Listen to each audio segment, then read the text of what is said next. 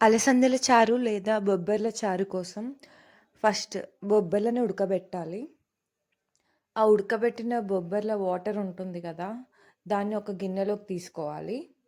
అలాగే కొన్ని ఉడకబెట్టిన బొబ్బర్లను తీసుకొని రోట్లో అయినా మనం నూరుకోవచ్చు. లేకుంటే మిక్సీలో అయినా గ్రైండ్ చేసుకోవచ్చు.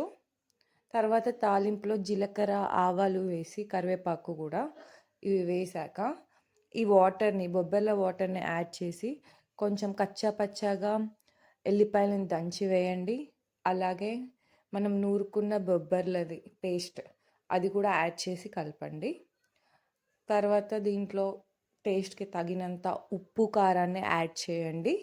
కొంచెం సేపు మరిగించండి. తర్వాత దాంట్లో జీలకర్ర, మెంతుల పౌడర్ టేస్ట్ కోసం ఇది చాలా బాగుంటుంది. ఇది యాడ్ చేయండి. అలాగే ధనియా పౌడర్ కూడా యాడ్ చేయాలి.